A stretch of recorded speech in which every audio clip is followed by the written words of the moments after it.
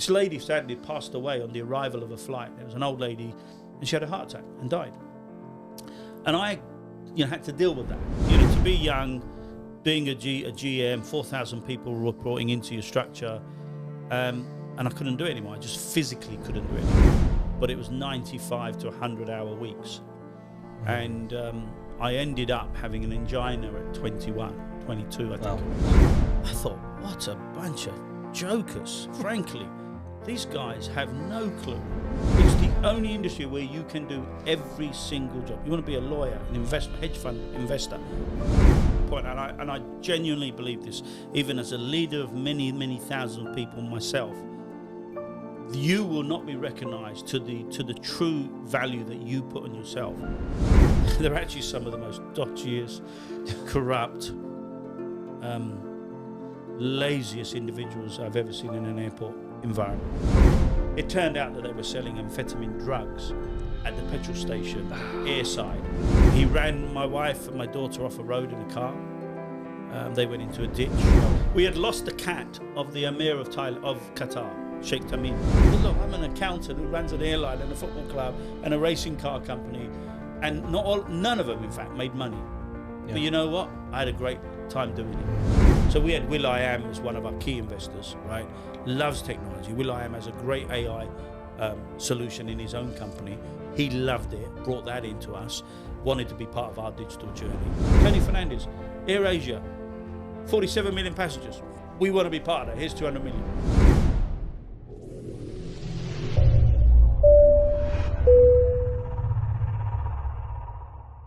Welcome back, everyone, to the Flying High Club podcast. It's great to have you back. It is now episode 3. An update.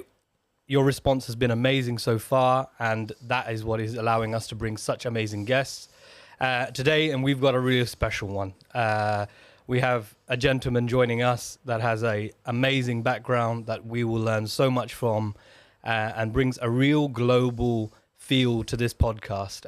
And as we mentioned, the podcast going so well, I've been able to bring in another host with me, a familiar face that you'll recognize from the last episodes. It's my partner in crime, Sahel. Sahel, welcome back. Thank you, Reza. And thank you for the response. I guess it's not been too bad, so I've been invited back. And actually, it's a pleasure to be on this side today. And with that pleasure, we've invited a really special guest for us, both personally. I think I rely on this individual as a role model.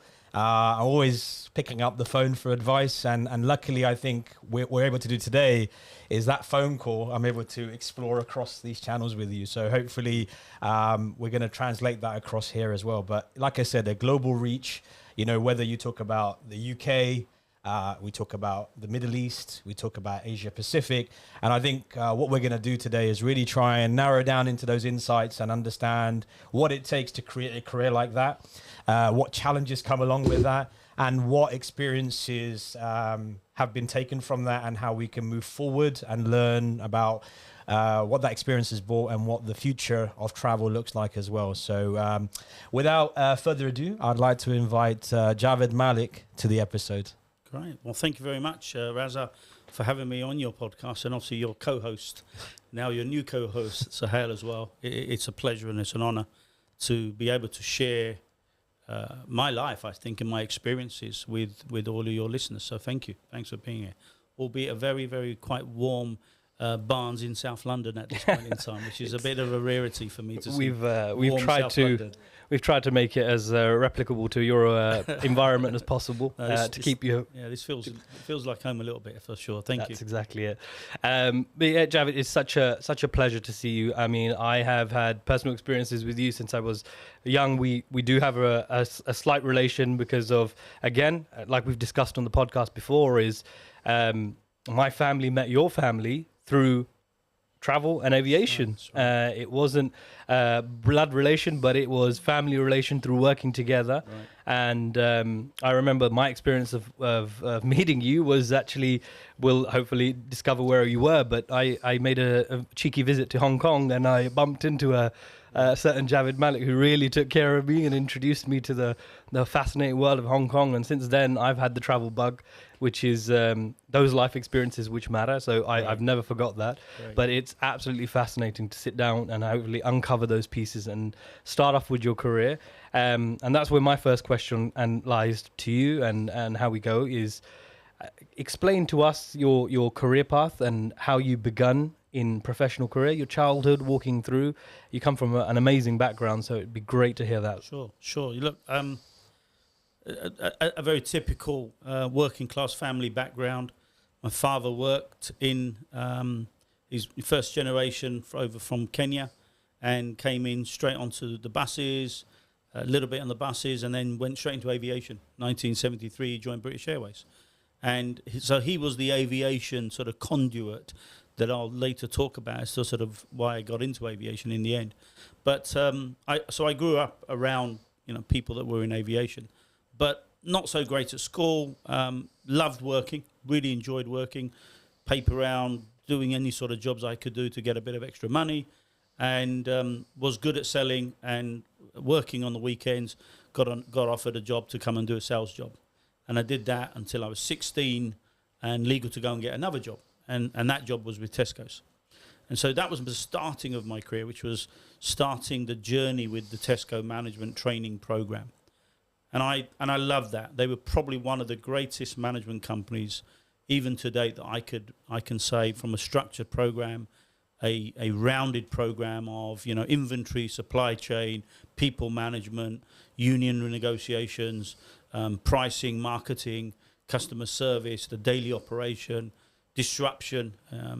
When I say disruption in supermarkets, when you lose your entire refrigeration on Christmas Eve, the week you're meant to make most of your money, that's not a good feeling. And my wife and I, Noreen, recalls to this day us delivering 8, 10 pound, 15 pound salmons in Richmond and Kingston to every single house that we could give it to, because I had millions of dollars worth of refrigerated salmon that was going to go. So you were just giving that away? We gave it away before the cold chain would actually expire away. So, they were great experiences, but Tesco's structured a great discipline in me and a hunger for particularly people management, I'd say, at that time. And I did that for 12 years. And throughout that time, my father, in the back of every conversation, would be, when are you joining the airline? When are you joining the British Airways? When are you joining the airline? I went, oh, no, I don't want to work for shift work. You don't pay very well. It's really, really poor salary. You guys are quite lazy, actually, when you don't really do work. You do a few hours here and there. And it wasn't in my mindset, the way that work ethos was. What is it about this aviation that no one really wants to join, then all of a sudden dives in? It becomes, it's the jet fuel that gets into your blood, right? It's absolutely the infectious chemicals that are around that aircraft. So he kept saying that. But in my Tesco latter years, I had moved to new store openings, and I loved operationalizing new stores. But it was 95 to 100-hour weeks. And I ended up having an angina at 22, I think it was. Wow. Lying in a hospital gurney and, having this heart attack almost. And my wife saying, look, what the hell are you doing this for? We're not seeing you, and what the hell are you doing it for? And I'd already worked now 6 years. I'd been working already. And I thought, I've got to stop. And so I stopped. Having a total of, when I left Tesco's, was a 12-year service in all. And I didn't want to go back to sort of a stress. And I was a general manager of a store. Yeah. This is, taking roughly about just under £12 million a year. It's a big turnover store. Back then, 4,000 people working in the store. So, to be young, being a GM, 4,000 people reporting into your structure, and I couldn't do it anymore. I just physically couldn't do it anymore. And I went and joined British Airways so there's a little nugget of value in between there. I was applying for different jobs, and I got and there was a training manager's job for the Harrods Group a Harrods store, Yeah. right? And of course, because I'd been a retailer, that's the epitome of retail, right? Of excellence. And I had to do a presentation, and it wasn't computers then, or I wasn't computer literate, and there wasn't as common computers then. And I was doing this flip chart presentation, and OHDs. You won't even remember them. Maybe OHDs, just about in school. OHDs, and I was writing them with this, permanent marker. And I'm saying to my wife, Noreen, there's got to be a smarter way to do this stuff. She said, yeah, it's a computer. And relevant that she's a computer programmer. Right? When I married her, she was already for IBM and Olivetti, a computer programmer. She said, yeah, computers. I'm like, no, I don't do computers. I don't touch technology. I'm not doing that. I said, but if I get this job, will you teach me how to use computers? She said, okay. So I applied, and the interview was with Mohammed Al-Fayed. Wow. And the time that this is when Lady Diana and Dodi Fayed were dating. And in the newspapers, they were there all the time. And there was an incident that Mohammed Al-Fayed had been exposed for, and it was in the newspapers reportedly, so allegedly or not, for bugging all of his toilets and bugging all of the facilities of his staff, and that he didn't trust anybody. And my dad said to me, why do you want to work for him? Look what he's doing. And why do you want to work for him? Come and work for British Airways, plugging away British Airways again. And anyway, I got the job. And to this day, I have the letter, because they actually sent me a letter to say, we're really disappointed that you've actually declined Harrods Group. And I keep that letter. And it's just the momentum of, I got to the biggest position I wanted to within that space. But I had to turn away. And of course, in hindsight, Qadar and fate, as we say, was there for me. Yeah. I had applied for British Airways as well, and I got the British Airways job. But it was a shift job. Yeah. Right at the beginning, coming into the check-in teams of Well, I Terminal was gonna go back to the fact that actually, today we talk about well-being and the importance of work-life balance. Actually, given those years ago, actually, it was actually health. Because my question was going to be is, why would someone leave the management track at Tesco? Right. And if you look back at the way Tesco has grown since then, you'd be like, why would you go and do that? Yeah. And actually said, start at the bottom in a new industry, because that is quite frightening. It kind of is almost like a look back and think, why am I doing this? Yeah, and the reason I call that out a lot is that's being a core strength and trait of my decision making in my career path. And when I talk to people that are not sure, the biggest fear, those fear decisions, those points of should I, could I, would I do this, is what most people hold it back. It's not your ability. It's not the opportunity. It's just that voice of, can I make this? Well, should I do this? And ego. And it's probably one of the most dangerous killers of somebody's career path, in my opinion, is when you can't kill your own ego. Wow. Right. And so if you go, I'm a GM and great car and I'm earning a massive figure and I don't need to do anything else, why would I go and do a check-in agent's job or a supervisor or any other job? It doesn't matter. That's lesser in scale. The only thing that stops you is your ego ultimately, and a fear. You can manage both. And that's what I've learned to do as I've progressed through. So for me, it was my family. That was important. And so lifestyle has always been a critical part. My well-being, my family's happiness, what we do, where we do it, when we do it, is more important than who I work for. Yeah. Very, very important is to get that family bit right. And today it's got some wonderful words around it, but it's core to your balance in life, I would say. And when I started to see that there were many gaps in the recruitment, in the training, in the readiness of people, that hurt me. That personally hurt me, because I knew how great the company was, and yet people who'd joined with me, and there was a lady who was on the course with me, 6-week or 7-week course, and she had become pregnant through the program, and she was crying on the first day on check-in on the desk. And you're serving customers, right? You're in the public space. You can't be crying for whatever reason, but you can't be doing that. But for somebody to cry on their first day in one of the greatest companies in the world, in what is a dream job for many people, was, to me, what's wrong with you?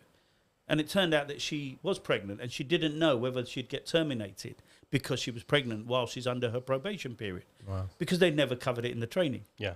It wasn't one of the rules. It probably existed, but they never told you. So like that, I found several hundred such missing bits of nuggets of information. And I started to write them down and make a book. And I created a book that was called Excellence in the Terminal, Terminal 4. It was a pocket guide.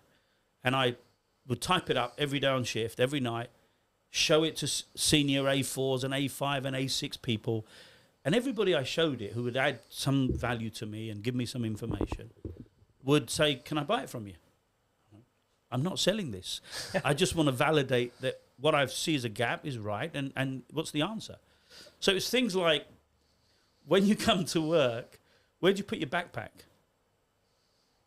Something as simple as, I mean, practical Simple thing. You've got to go to a desk, you've got right? to start working, 400 of you are coming to shift, or 500 of you are coming to shift. Where does it go? Yeah. Where do you actually put your backpack? Because they never told you in the training. They walk you around that there's lockers over there, but they never told you that you actually get a locker, or you don't get a locker, so where do you put your bag? And then where do you put your lunch box if you've got a lunch box, or your sandwiches, or your drinks, or whatever? And it was things like that. Or how do you use a fire extinguisher? Because they take you for a fire exit, ward and walk around, but they don't show you how to use a fire extinguisher. Or which one to use, or and when. which one. So I did a colour coding, a little video for it, a little drawing for it at the time, and it all was in this book. So what year was this? This was 1998, 99. Oh, okay, wow. So this is fascinating. Like, so where does this, like, that energy foster from? Like, it was, you were saying pain or sort of hate to see that Look, because of where I had come from as a leader of people and a trainer and a manager, I genuinely believe that people should be equipped to do a really good job. But you've got to give them that skill. Yeah. You've got to give them the tools. And if you give them those tools, they would either do a great job, or they would need further training, or they would need to exit the business. But you can't do any of those things if you don't take them through that journey. Yeah, okay. So as a manager, as a leader, you've got to hold the hand of people in either at a distance or close by and get them to where you want them to be. There's no point in saying we're bad at this, we're not good at performing, or he's no good, if you haven't equipped them with all of the skill sets. And so that came from just my desire to learn because of my academic failures, quite frankly. I hadn't done the academic world. I hadn't achieved there. But I realized very quickly going into the workforce that was the gap. Yeah. And so I now had to accelerate my own learning, and learning became the passion. And so every time I get an opportunity to learn and share, it's just now natural to me. It's one of the key things. Yeah. And so the book became that learning platform, really. Yeah.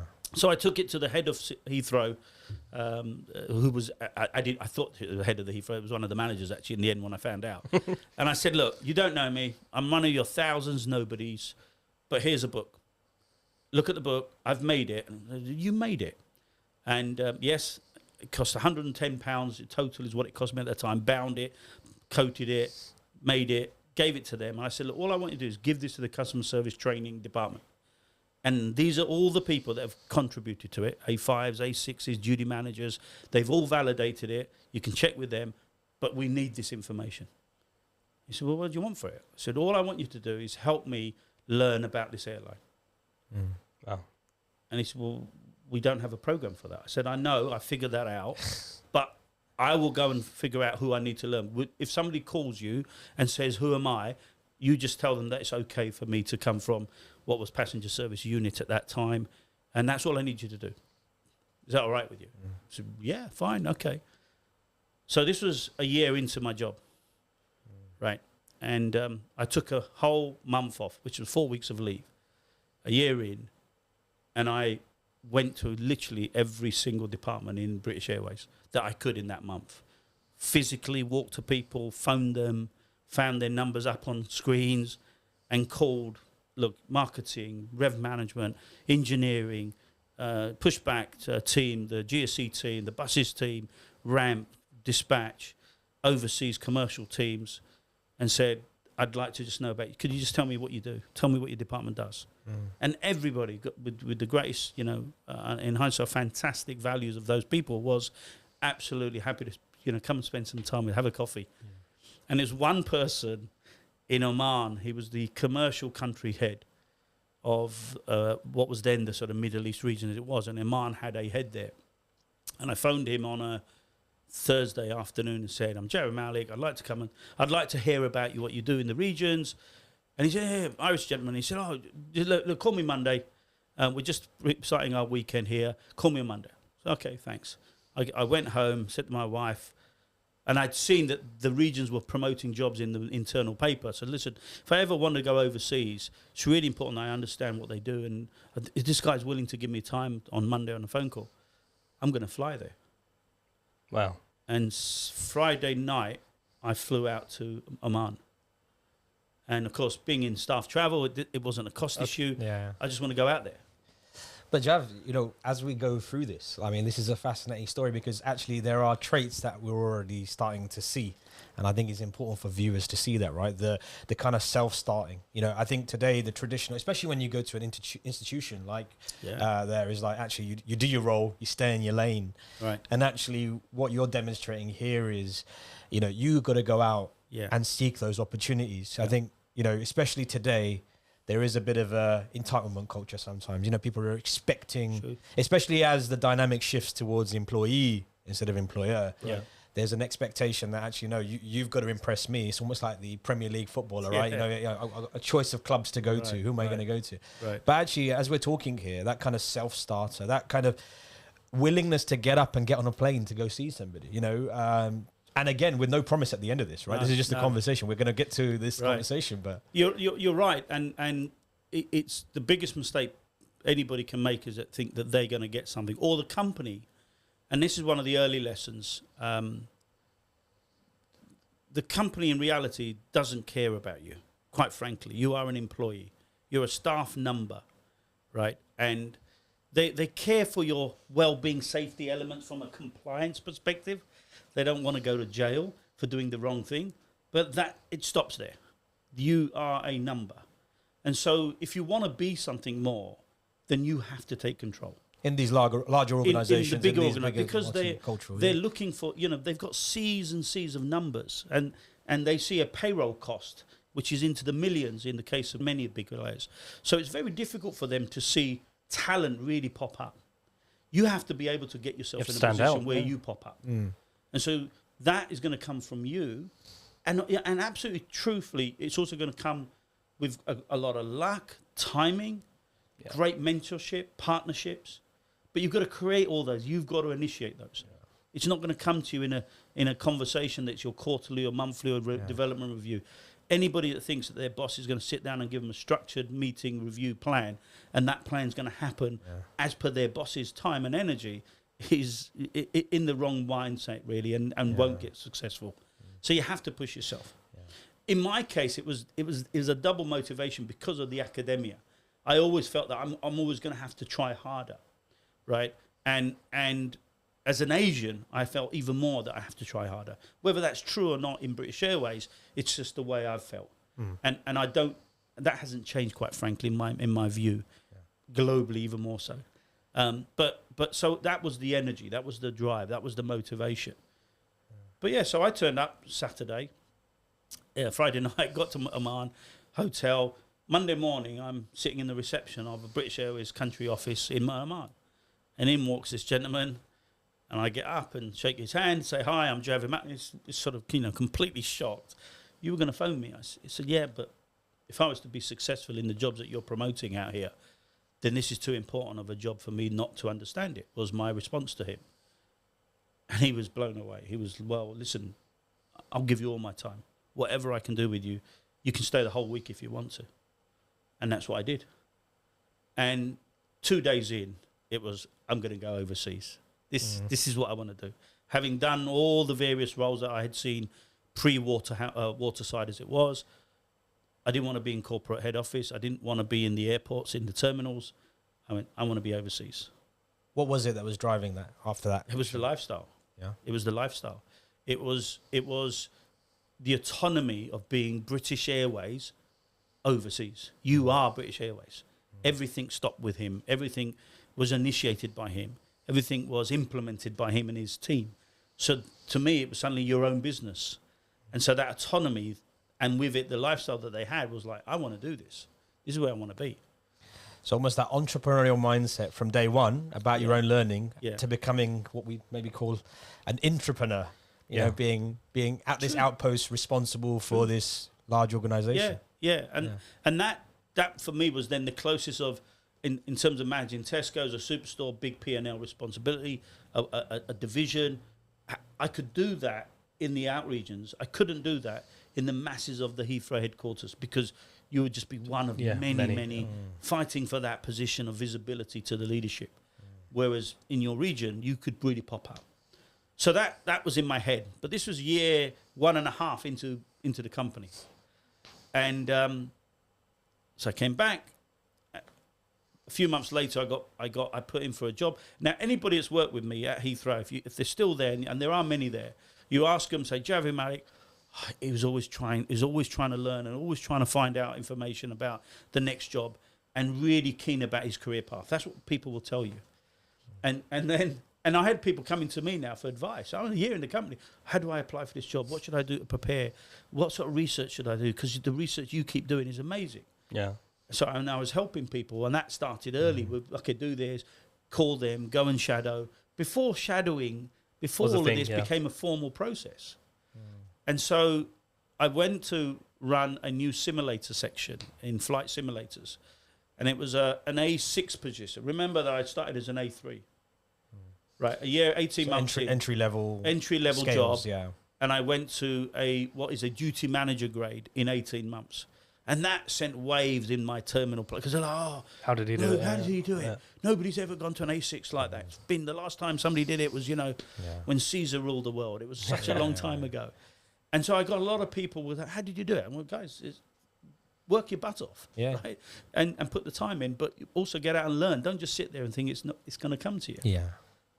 I nearly didn't get that job, though, because a few weeks before I had dealt with an arrival of a flight, and it's an interesting little piece to give you, because this lady sadly passed away on the arrival of a flight. There was an old lady. She got DVT. As she got up, I didn't know. She went into the toilet in the aircraft. I escorted her to the bathroom, and she had a heart attack and died. And I, had to deal with that, and as you do with sort of incidents. And then we had to call the husband, who was a 92-year-old in Australia, and she had come to her grandson's wedding in Ireland. And that really hit me, because that was the first time I'd actually dealt with a death in my hands, because he actually gave her last breath in my hand. And then having to call somebody and deal with that, extremely difficult. So British Airways are fantastic when it comes to this type of care and duty of care to these people.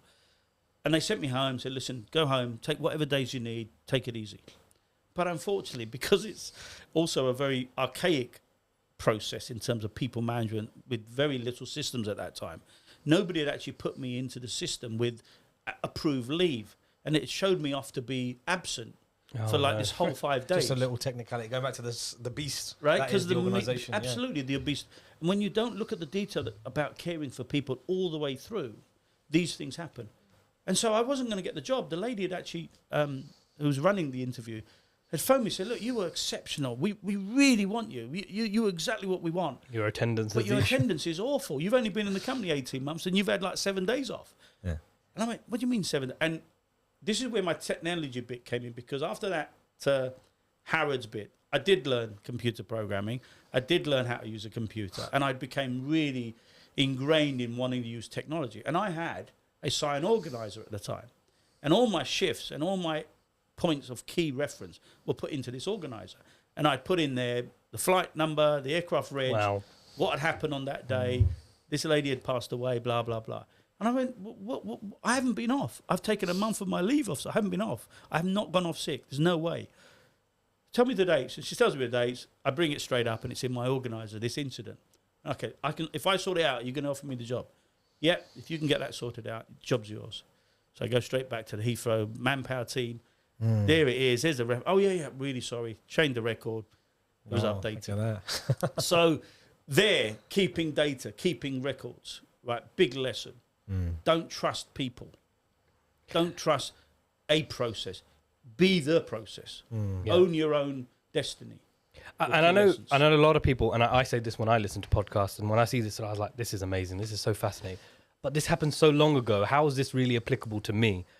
See, what I do now, similarly to you, is when I get an email of, great work, Raza, this was really good, I take a snapshot of it, or it goes in a certain folder. Right. Because then when I have a review or anything like that, I'm like, here is my track record. Here, 100%. this is my feedback. 100%. This is sort of how you would apply it in the new age, as it were. And there'll definitely be people 100%. checking who can do the same things like that. But So that's it'll one bring key us- bit of It'll information. also bring us on to when we start talking about the future in data, and it's really poignant the way you're saying about the power of data. And we're talking about it in a very small way, and hopefully towards the end we're going to talk about it in a much larger scale. But those points started to embed in me the importance and value, and it's been a key part of my journey and my success around using data smartly. So got the job, did the simulator work, created $1 million revenue a year product out of what is now called Red Letter Days. We sold simulator time out of the office hours as one of two people there only, and it became $1 million business that helped to contribute to the cost offsetting of crew costs for flight ops. And the head of flight ops said, listen, now the point of sort of, you've got to raise your head and be somebody different. I had done that by coming to this department, giving them $1 million revenue. I did a deal with the Renaissance Hotel at Heathrow at the Bath Road, got an entire floor, negotiated, got a rate for like 40 quid or something at the time. And these are your sales skills coming in from that have been honed from the past. Because they've come from the past, right? And negotiations with suppliers from Tesco's, was able to take that, go and get a deal done for the hotel, did a package with a limousine company. So we had a delivery, a pickup driver, a hotel, and a simulator, and then we put a price together. And we sold it. But it's not just your sales. Sorry, Javed, here. This is not just your sales piece, right? This is about being innovative, yeah? Going back to the point about being that self-starter. Like, Right. this is not what people do traditionally when they go into a job. Yeah, this was going to say, this is not normal. Like, this is superhuman in the fact that you're really going out of your way, proactive. You're not waiting for the opportunity to come to you, because commonly a lot that happen is, I'll bide my time. I'll really like smash out my task, and it'll be amazing, and I'll get recognized. And often it doesn't, because you're just doing your job happen. well done, like you did your job. It just won't happen. Yeah. And to a point, and I genuinely believe this, even as a leader of many, many thousands of people myself, you will not be recognized to the true value that you put on yourself by anybody but yourself. Yeah. And if you think that every great delivery, and you could do many great deliveries for your organization into the millions, if not billions, that will be truly rewarded. Getting a 20%, 15%, 12,000, 50,000 pound bonus is not recognition. Okay. That's you getting piece of what you just did in that particular effort. Yeah. Recognition is you feeling that you were successful and you could do something with what you delivered. For me, it's me knowing I was successful, and I'm going to use that to do what I want to do next with it for myself. I'm never, ever delivering something for the company I work for, because they pay me a salary to do that anyway. If I'm delivering stuff that I believe is valuable, important, because along the way I'm learning, or I'm creating a new network, or I'm exposed to somebody that offers me some massive learning as well, then I'm going to do it for that reason. I'm not doing it for the companies I work for. It's one of the big lessons for me, and I'll tell you why that came, and it came from, BA to me is a very close company for many, many reasons, but it's also one of the company that hurt me the most in the way that it behaved, that made me think this way, and we'll sure share that later. But so I did that. The head of flight ops came and said, "We want you to come and join the pilot management community." And hold on, pilots? This is a guy that finished 4 CSCs in arithmetic and English and history, and didn't do too well, and he's been asked to manage pilots and the Airbus, Boeing, and Concorde fleet. Concorde used to fly over my house every day. Really? Said, yeah, I'm trying to change the mindset, and I want somebody like you, commercially focused, business minded, great with people, good with relationships. I don't want pilots to manage pilots anymore. Would you do that? And I said, look, well, I was going to go for the A7 job. It's shift pay with overtime. I don't want to do a manager job because I lose so much money, was in my head at the time. Yeah. And the reason I say that, and money's actually not been important in its driver, but at the time when I left Tesco's, I actually had given myself 4 years of my own funding to be able to get back to the earnings that I had at Tesco's. Otherwise, I would have had to leave BA. Well, alhamdulillah, and God is always great. I did that in 2.5 years, where I needed to be towards that journey. So it was okay. But that was really important to me to get those right jobs. They paid me the right salaries as well. So the head of flight ops said, okay, I'll do a deal. Do this job for at least a year. And if you don't like it, I'll give you the A7 job, which is a duty flight crew manager shift job at the end of it, because we want to keep you in the department. Done. Great deal. Yeah. I did it for 4 years, flight ops job. It was one of the greatest jobs I ever did. One of the most enjoyable jobs I ever did, because you're dealing with some really great professional people, really educated, really smart, talented people when it came to everyday professional work. Yeah. And I loved that. You're also dealing with a few idiots. And as intelligent as the pilot community are, and as important as they are, like every position, there's a few apples that are idiots, and I had a few of those. You know, people that would claim I had a 747 training captain.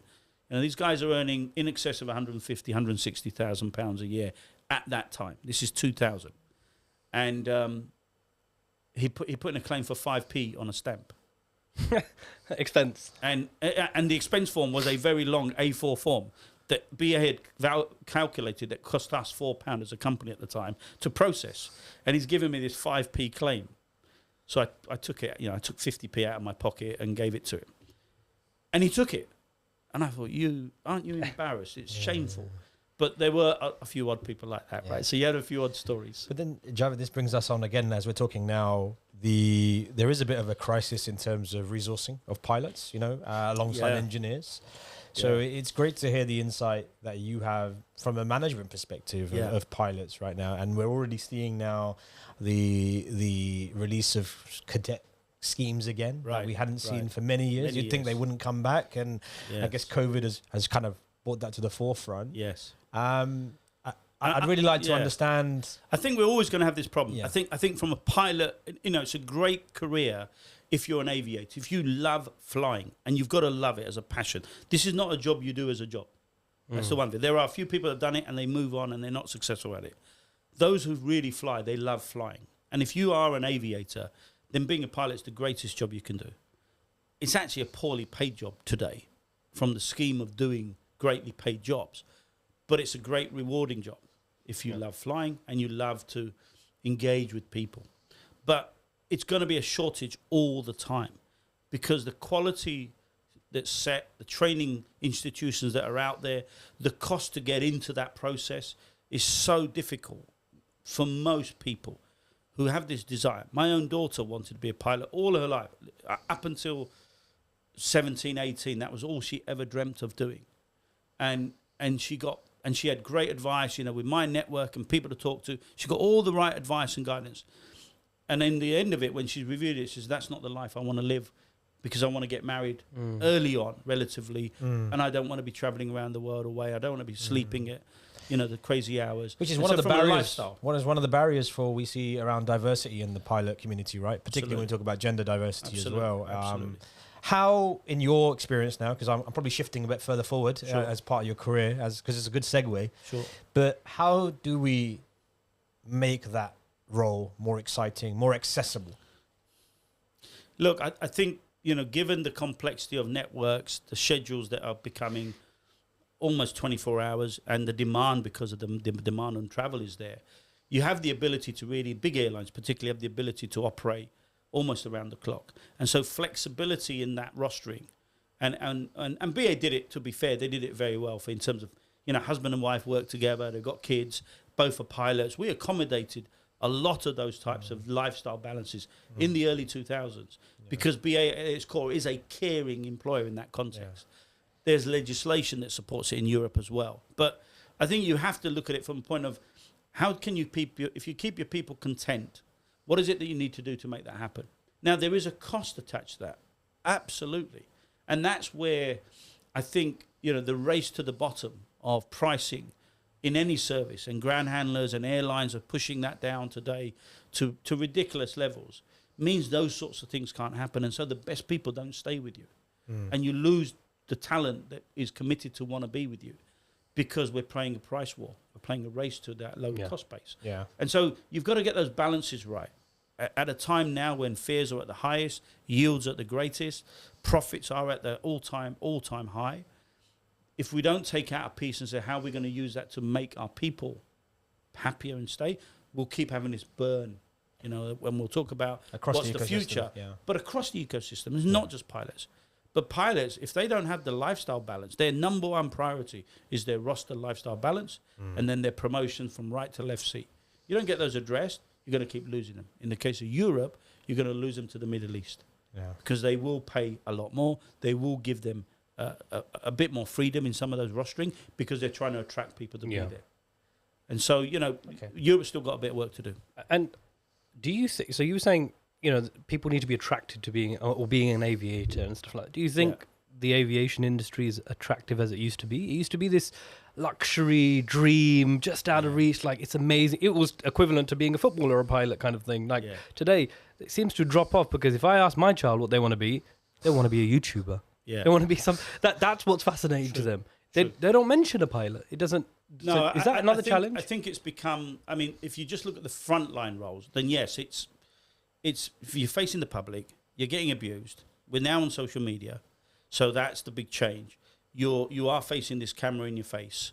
Why would you do that for working at 3 a.m. or sleeping at 5 a.m. and getting up at 4 p.m? Why would you do that and miss all the things that your life, which is freedom, independence, flexibility, which YouTubers can do, would give you, right? So it's become a challenge because of the way society sees service roles and has put it out into a digital space.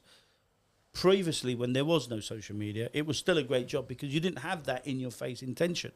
So I think that's made the jobs. The jobs are still great jobs when you're dealing with great people and great technology, but they're in a different environment now. But your jobs, you know, the jobs that are behind the scenes, that are supporting a strategy, are supporting revenues, that are supporting people development, are fantastic in terms of the industry. And it's one of the things when I talk at schools and various lectures as well. If you look at this industry and you say to your child, so you want to be a YouTuber? We've got content creation in airline. You want to be a doctor? We've got doctors in the airline. You want to be a dentist? You want to be a chef? Every single job. If you want to be a dust truck driver, we have it in aviation. It's the only industry where you can do every single job. You want to be a lawyer, an investment hedge fund investor, we have it. So if you take somebody's span of 40-year career and then look at all of those jobs that you could do with all the right qualification training, you could become a pilot, a lawyer, a hedge fund investor, a marketing digital specialist, an engineer in that 40-year life. If you wanted to. If you had the passion, the motivation, and the academia behind you to do it, you could do it. Where else are you going to do that? So you've probably given us, that is the inspirational nugget that has come out here, because actually, you know, you had this conversation with me almost 13 years ago when I was thinking about leaving aviation, because I, again, fed up and actually listening to this, reflecting, probably didn't do enough self-starting, not enough proactivity, and actually realizing that the things I was seeking in terms of development and going out to get, I wasn't doing enough. And secondly, I could be doing them right where I was if I opened my eyes. And I think that in itself, if there's an advert for travel and aviation, I think the statement you just made there is pretty much it. You know, that across that ecosystem, there are so many opportunities and so many different things to learn, and they can be so transferable. And I don't think we talk about that enough. I would never tell anybody go and do any other job in terms of industry than this industry, but do any job that they dream of doing within the industry. Within this industry, because we should nurture. If your child says, "I want to be great," you can do it in aviation. Let me tell you how you're going to do that. Right? Let me show you the path to do that, and maybe you become the greatest content creator that we would have, because we should get better at it as aviation anyway. And we've got departments and armies doing that, right? So why not? So that self-promotion of us in the industry, I don't think we realise it well enough. People don't realise it. I've been blessed. And honestly, that month I took out was the start of that, because it gave me a very big picture. And that's when I said to my dad, I was like, 42 years in the same job, 42 years in flight library. And he didn't know. He knew maybe 0.5% of the airline, which was pilots and flight crew at best, and ground staff. He probably knew engineers. That was it. So you have to take that opportunity, but look at the opportunity that is there for you. So yeah, look, I found that journey with British Airways to be exceptional. When British Airways said everybody could leave if they want to as a leadership in 2009, I think Willie Walsh asked for 230-something managers on a severance package. 600 applied, 500 left. Yeah. And when I looked left and right, all my friends and colleagues had gone. Yeah. This is post-financial crisis. 2009, so after the 2008 crash, British Airways was bleeding a lot of money. It had to let go. So then I walked away. But luckily, the whole bit of network and relationships, having worked overseas at the time, great partners that are out there in the regions, great personal relationships. And I got phone calls saying, listen, we've watched Sky News, we see this, are you affected? If so, we've got something for you. And I had a number of offers. So for me, it was such an easy decision. Early 40s, getting a big lump sum, getting staff travel for another, I think 14 years was my service at that time. I've got nothing to lose. Left on Friday, I started as CEO of a ground handling company in India. And boy, that was like, wow. So here I am, Pakistani origin, East African, going to India. The only Indians I knew were in Southall High Street in Middlesex for me to know of Indians. And I worked with a few, of course, at the airport, but that was it. But they weren't really Indians and Indians. But what I don't say possesses you, because, like you said, there's multiple offers. You're in Hong Kong at the time. I was in Hong Kong, that's right. Yeah, placed in Hong Kong. A sideways into somewhere in Hong Kong or somewhere within Asia Pac. Yeah. What possesses a man, like as you just said, where maybe everything's against you, a new industry, going in at a C level to kind of run this. What possesses a man to go do this? The same feeling, belief when I left Tesco's. I'd done it once. I'd done it. And so that was the first, you've done that. And then when you leave your home, when you leave your family from your country of birth, that first flight, leaving your family, doesn't matter whether you're extended or not, it is leaving your ties, your loved ones, is probably the hardest thing that you'll ever do in your life. Yeah. But you've done it. So once you've done it, whether it's 5, 6, 10, 20, what does it matter? Yeah. It's just, is that move going to be right for you from a knowledge point of view? Is it going to give you something that you have not got in your arsenal of your toolbox of knowledge, information, capability? And is that then, from there, going to be useful for you to go and promote yourself for the next thing? That's what I look at. I don't care about the country. I don't care about the company. I care about this is going to give me what I need to do to get on to the next thing. And in doing that, I will be able to do a great job for the company that I'm working for, because that's what they're paying me for. Yeah. No problem. That's a win-win. That's the real win-win. And that's what that role was for me. It was new country, India, had all the negative stuff about it from various mixes. CEO of starting a company, buying stuff, employing people there. Why would I not do that? So I'm going to take you back to kind of well-being. What was Noreen's reaction to this? Because you talk about career, yeah, and obviously as great question, as you move forward, obviously then family, is also a consideration. Yes. So the reason I've been successful, alhamdulillah, all this time, is because of Noreen and my daughters.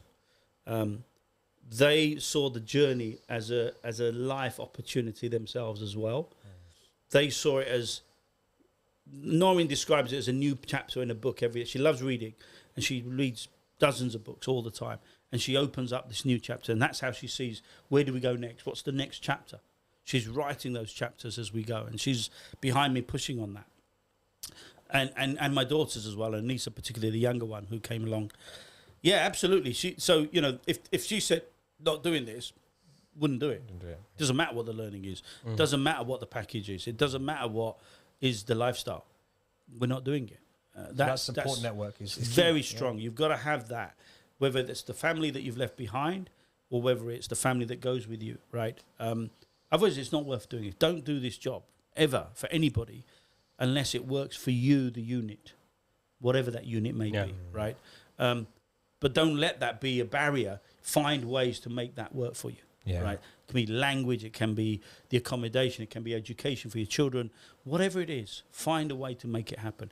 If the ticks of the box on the stuff that you need are enough in there. So yeah, so we did India. Great experience. Some really bad experiences and some amazing experiences. Some bad experience in terms of partners that we chose, the way that they dealt with us and the way they wanted to do business. And that was a shock for me. I left Friday. Monday, I'm CEO of a ground handling company in Delhi. About 4 months later, we're starting to run operations. And the guy that's taken over my job, right, which the job that you are now doing, the guy previously took over from me, calls me at 3 a.m. because our handling was awful, atrocious, been messed about. And he calls me at 3 o'clock in the morning. Shoes on the other foot. And and he's abusive. And he's actually abusive. And he thought he was dealing with maybe a local person. And he knew me. But in his head, he must have thought he was dealing with a local person. And I gave him some abuse back and I put the phone down on him. I said, I don't give a damn who you are. You won't call me at this time of the morning and you won't speak to me this way. And in this case, I was very confident with it because I'd actually told him not to sign to us. I had told him not to bring the business to my company because we were not ready. And I would not put British Airways and any airline in that position. But the owners that had started this company had gone around my back and signed British Airways up at such a great deal, but they hadn't told them the truth in terms of our capability and our readiness. So I was very comfortable with that. I was, listen, this is on you. You deal with your head office now. If your aircraft's not going, I no issues at all.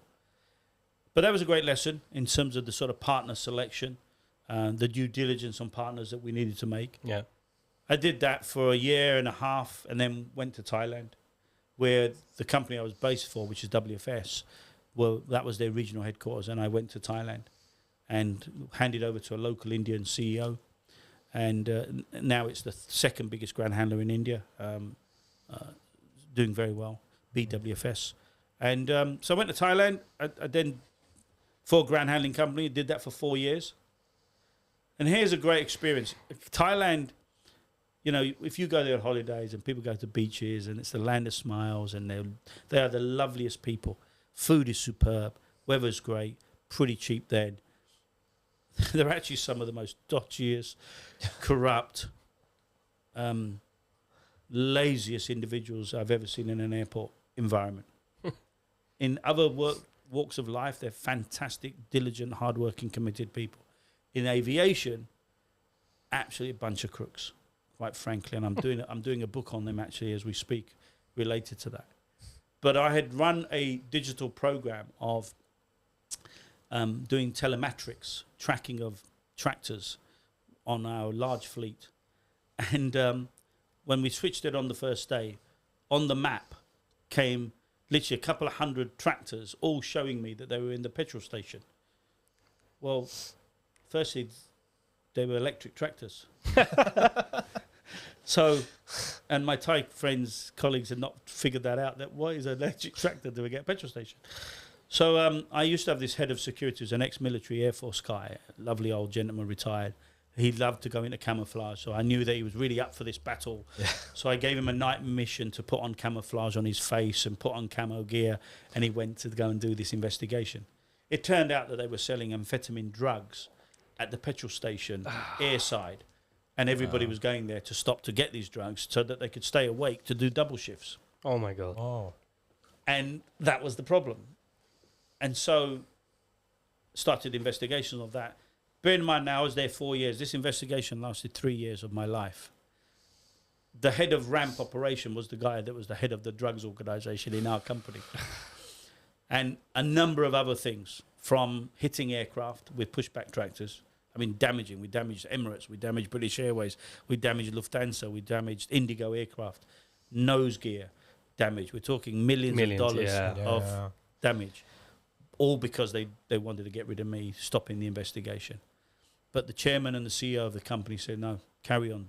You're doing the right stuff. We need to get this out of our company, out of our country. We're not going to accept it. It goes back to your point earlier, isn't it, about selecting the right partners, the right Yes. people to work Yes. with, because that could have Yes. easily, again, as an outsider, Yeah. as that's how you They, could be they, seen. they could have packed me on a plane and, or put me in jail or whatever, Yeah, right? yeah. So anyway, 3.5 years investigation. The guy had been making $5,000 a week out of the rubbish of aircraft, and had not been reporting that for the 4 years that I was almost there, and certainly years before. He'd been taking 5% of everybody's salary. Everybody that joined the company had to pay him 5% of their salary. So there were a number of things. He ran my wife and my daughter off a road in a car. They went into a ditch. Oh God. They called them and threatened them at home. But once I have something that I'm going to do and I believe in and I understand it, to me, the loyalty, the trust of my position, the responsibility of my job, nothing comes in the way. Nothing comes in the way. If I sign up to do something, then I'm going to do it, even at the risk in my family in this case. And we delivered it. We found we did a whole lot of what is today called cybersecurity. It wasn't then, but cybersecurity related investigations using CCTV of McDonald's at the airport. And we found that the guy was sending letters off this email, off a computer with an IP address. Caught him. He was serving a 9-year stretch in Thailand for drug smuggling and for endangering life. So I've been to the extremes of those sorts of jobs. I was going to say, very different to This Europe. is, you doing your job as you are today. Reality is, I did that because I understood the on-ground jobs. And when you get on the ground and you know the daily job, you know the tasks, and something's not right in that task, you can spot problems. And so you have to have that level of also engagement with your workforce. Yeah. You can't just be a leader at the top and go give great strategy, but you can't understand the execution. And then you think, well, why is performance bad? You've got to be there. Is that one of the issues today when we talk about leading in aviation? Because one of the things we all talk about is how fast or how not so fast it's moving in terms of the advances. Is that because there's that imbalance of, when we say knowing the detail, that the helicopter, we can come up with all the jargon we need to. What's your view on that? What's your take? Well, look, I was somebody that never recruited graduates, okay? And I've actively not recruited graduates in my life because I never believed that they added value. There was only one ever graduate in my entire life, and her actual name is Jennifer Tippin. She was an Oxford 1-1, excellent lady who joined British Airways. She became the head of flight operations as the youngest and female, a super graduate. And I learned amazing stuff from her. She's now the head of Barclays Bank. So her track record speaks for itself. I haven't come across anybody else of the graduate nature that comes straight in and believes that the theory of what they are being taught and their right words is going to be enough, because this is an industrious environment. Ultimately, it's what in India is described as a blue-collar environment. It's a labour environment. You have to be able to relate to that labour workforce. And there I do feel my lack of academia was really useful because I can relate. And empathy, when you look at servant leadership style, and that's something that's important to me. Today, the people are writing about it, but empathy, care is critical. Well, you can only get that by being on the ground, by sharing the pain, by being on a baggage outage and lifting bags with the same team for days, weeks, months, not an hour. That's not going to be giving you the skill set. And when you have that, you have credibility. And that credibility gives you trust. And when you have trust, you can do anything with people. That's what's lacking today in most organizations. And MBA particularly, I would say, has been driven on bringing in these great academias, but they lack the robustness, the metal that the workforce then doesn't respect and trust. And when there's no trust, you get these divisions and you get these problems. And it's a balance. It's a balance of bringing in ideas, knowledge, but also with practical hands-on experience. And we're lacking that experience now in aviation because most of it's gone out. He's either gone to other industries or he's gone doing their own thing. And so you've got this vacuum of how do you now bring the knowledge back? How do you teach people some of the stuff? Right? Simple as I said, somebody didn't know how to teach the HR team of absence or the shift manager that somebody been sent home, put it in the right coding. That's all training. But if he's not there to train, who's going to do it? AI is not going to do you that training, Yeah. right? And so so there's a gap there for sure. Now, I have recruited, just to be for the record of clear, I have recruited hundreds of graduates in my life. I was going to put a bit of a discllaimer. Yeah. We do promote graduates because there are some Yeah. successful ones around the world, and I think in aviation. just- Oh, well, hopefully we're going to have one on soon. There are many, and there is a space for them. And I have recruited since I left British Airways, and I've got some great individuals that have taught me immense things in life because of their approach. But all of them, when they work with me and for me, they have to spend time in the operation. Yeah. And that program is robust. And I think we have to expose them. And, you know, the structured schemes are great. Yeah. British Airways probably does one of the best in that regard when it comes to graduate schemes. But as a principle, if you only run your business on a level of academia qualification, not the other elements, then I think there's a weakness, right? That you're going to weaken the operation itself. So just on moving on, just you were mentioning the time in Thailand and then your time moving on now and to now. What were the next couple of roles that you? So I went to Qatar. We had lost the cat of the Emir of Qatar, Sheikh Tamim, as he is now. He wasn't the Emir then; he was Prince. But we'd lost his cat in Thailand.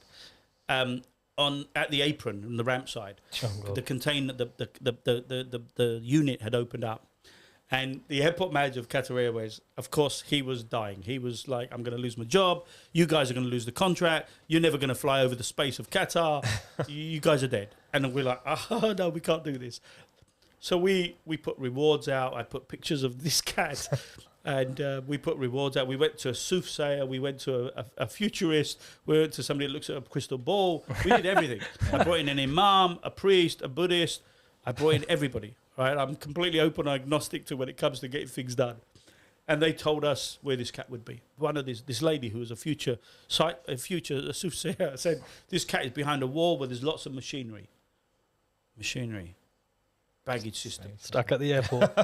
Baggage makeup area. We broke a wall. This cat was behind in the BHS system. Wow. We found it, actually changed the process and policy of how to accept AVI at that point. We now put 4 cable ties on all of the doors, wrote a new policy, saved the Qatar Airways airport manager's job. He moved a year later to the head of ground services at Qatar. And when the new airport was looking for a head of operations, he said to Chief Akbar al-Bakr, "There's only one guy I know who actually delivers on what he says he can do. And he's run a really large operation in Thailand. He knows our business. He knows ground handling. You got to get him. His name's Javed Malik. Please call him." And I got a phone call to come and join Qatar Airways. So I joined Qatar Airways as the head of operations for the old airport and to move the new airport from a ground ops perspective for the airline. Great move. I loved it. Such an experience.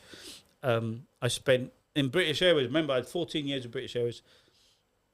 The most I ever spent was a few $100,000 on an account in terms of flight ops, in terms of capital expenditure. I spent $10 million in my first week in Qatar Airways on a baggage pop-up terminal that I knew was going to be shut down in 4 months' time. Wow. Didn't care. The boss was like, "Will this solve our summer problem?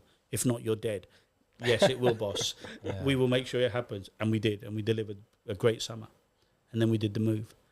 I did the move. And then the chief and a colleague friend of mine, ex-BA, who knew me in Qatar Airways, said, "Look, we'd like you to come and join Qatar Airways now."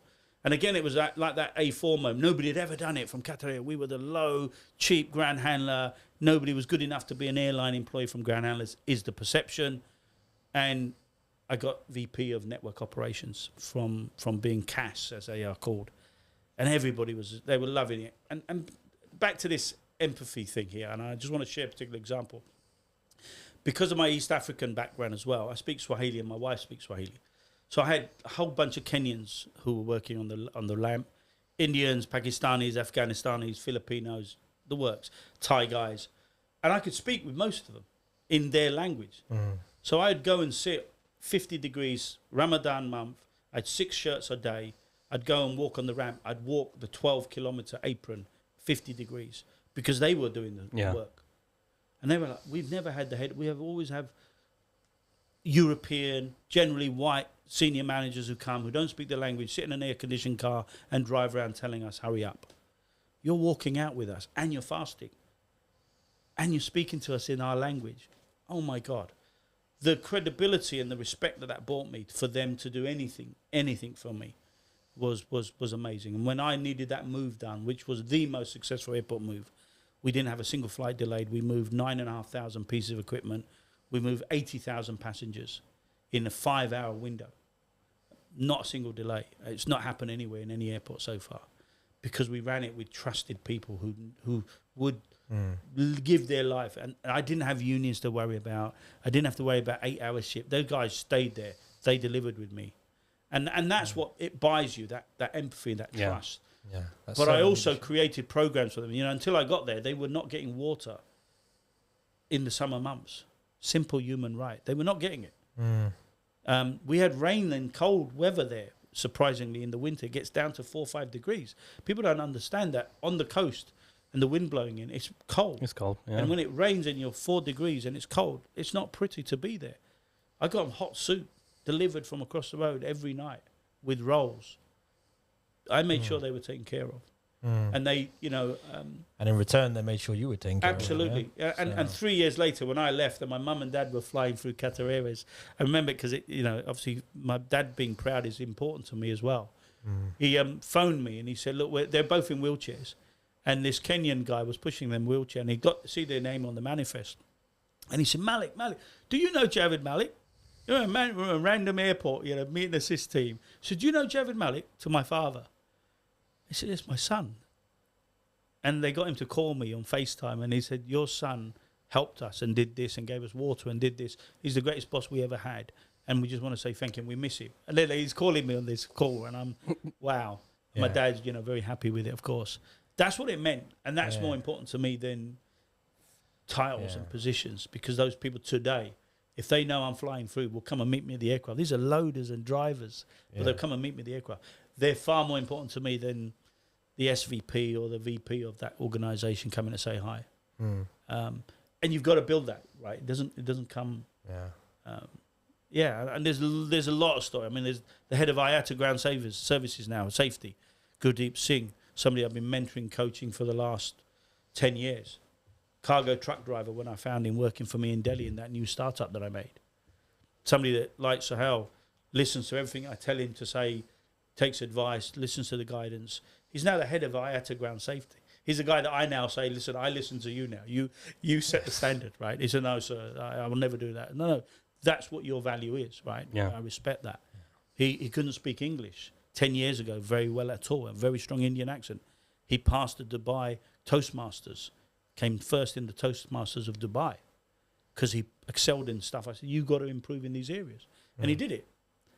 He's got a license for every aircraft weight and balance in every aircraft type in the world because he went and studied and paid to do it.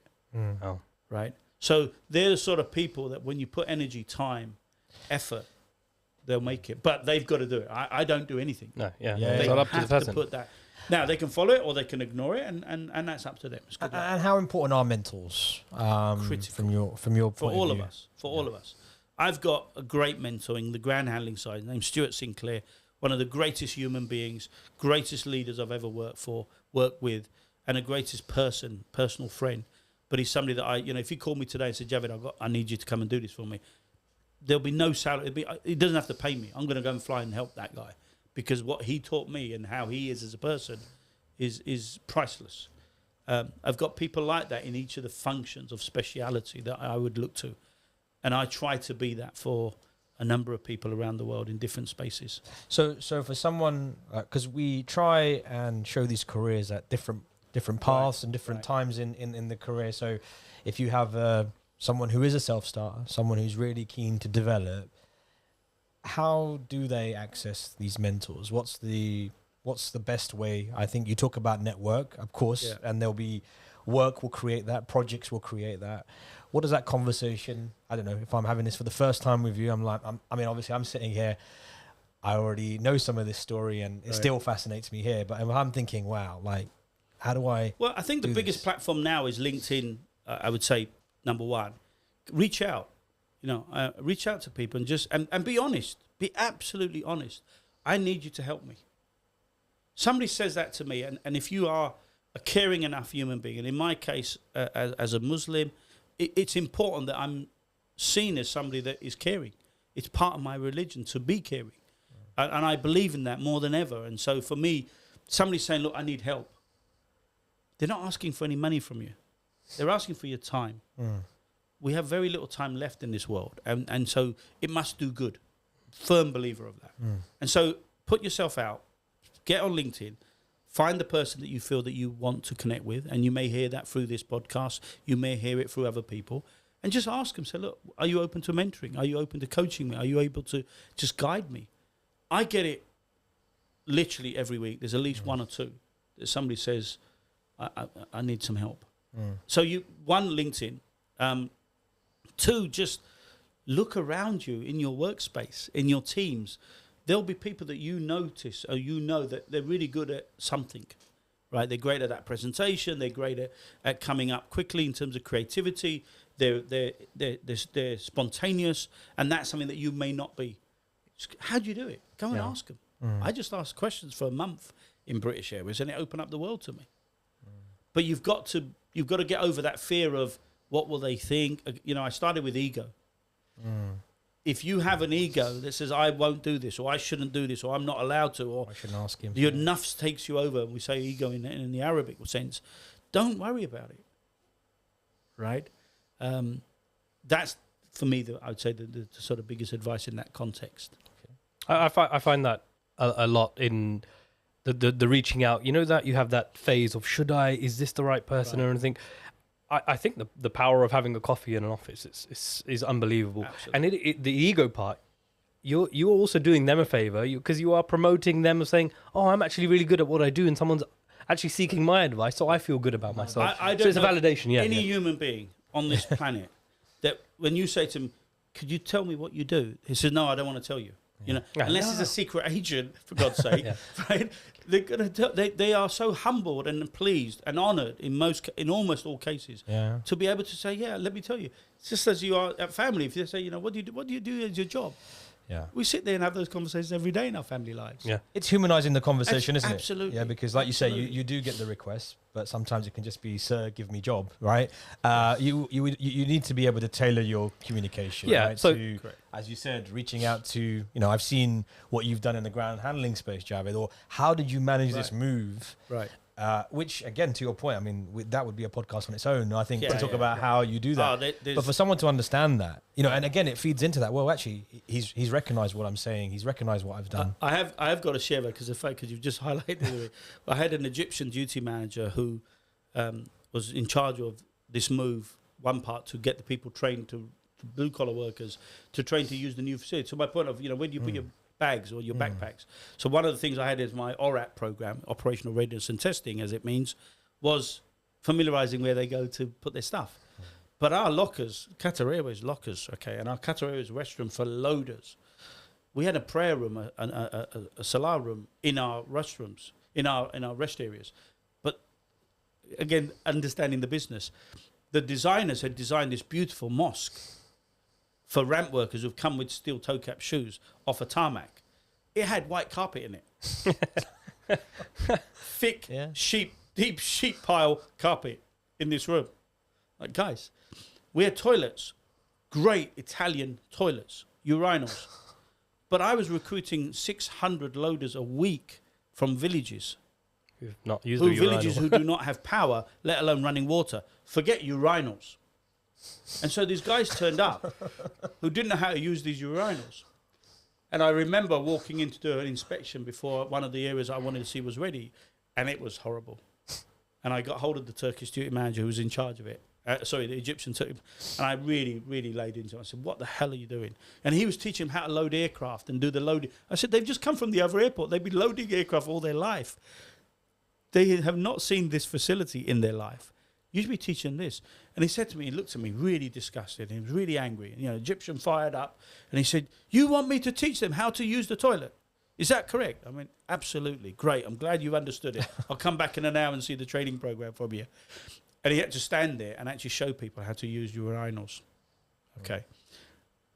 amazing. But had we not done that, I would have been on the next plane out, because our chief walked in and seen the white shag pile carpet and the urinals the way they were. He would have been sending everybody home. Yeah. But they were the sort of little anecdotal lessons, and there were many more. But it goes back to that kind of global out view that you have, right? You've talked about the language, understanding people, where they've come from, that cultural awareness. Yes, huge. You know, I think it's a key part of success in the roles of overseas teams. And I think you asked the question earlier, but what does a European airport head, or, you know, in the case of Heathrow, what would they lack? They lack that ability of that awareness of cultures, relevance. And it's a global company, and it has a global workforce, but it doesn't have global understanding in the decision makers it puts out. So when they first send you out, you know, they send you out to whatever regions. They don't give you the nuances of training. They may give you a manual. I don't know if they do. They may give you an expat guide to go out there. But the relevance of, you know, your feet up, the holding two cards in your hand, the shaking of hand, not shaking of the hand, the sitting on the left or sitting on the right, they don't take you through that.